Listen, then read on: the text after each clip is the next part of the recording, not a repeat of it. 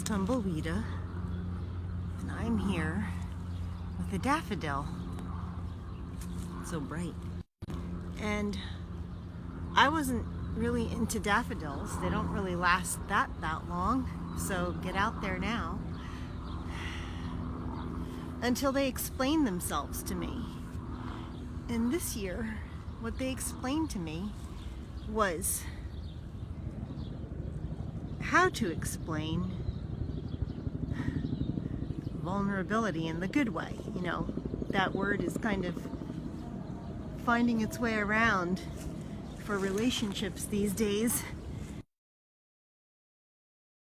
What that means, because of a lot of us think that being vulnerable is, you know, not being strong. It's a sign of weakness. However, in relationship, vulnerability is very strong. And when I say relationship, good relationship with the right people, relationship that you can be vulnerable with. Nobody's screaming and yelling at you. Nope, don't be vulnerable. Don't share yourself with that person.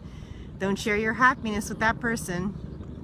Somebody criticizing you. Nope, not a good person to be vulnerable with. Somebody making you feel uncomfortable. Nope, not a good person. So here we have the daffodil.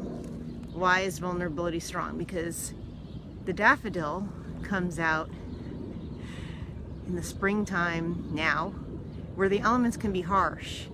Winter, frost, everything, and it still decides to show itself.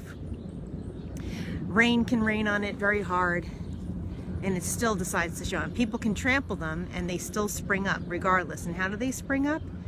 They spring up showing themselves without reservation. They say, here I am. They're not comparing themselves to the crocus. They're saying here. And here's the best part. Ready? The daffodil shows itself in such a way that, see all this flesh in here?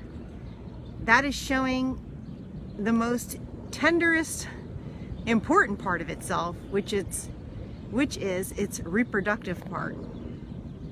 It's saying, I'm going to regenerate, I'm going to propagate, I'm going to make more of me, and this is it. And that's the everything right there. And it's showing itself it's showing everything. And it's presenting that extreme tenderness, delicacy, vulnerability. Its most delicate part, it's showing exactly where the bullseye is, and it's telling the bee to go there.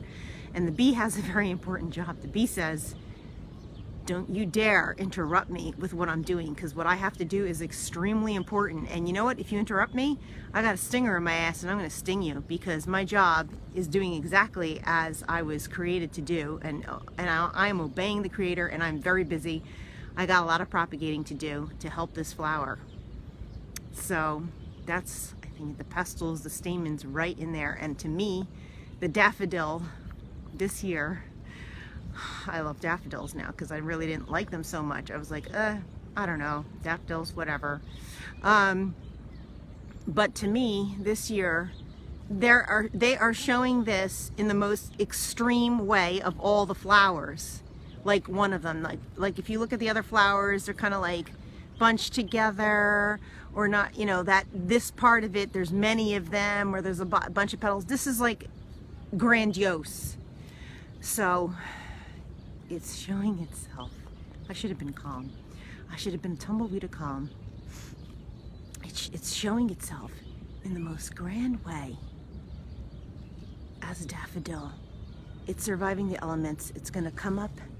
It's going to do its thing regardless. So that's where vulnerability is strength. You are showing yourself regardless, but with the right people. As humans, we have to pick the right people to show ourselves to.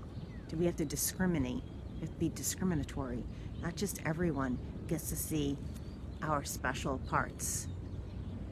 Even though we present ourselves in the best way, the most reserved parts, I would say, are for people who earn the right to see that. I have no watchers.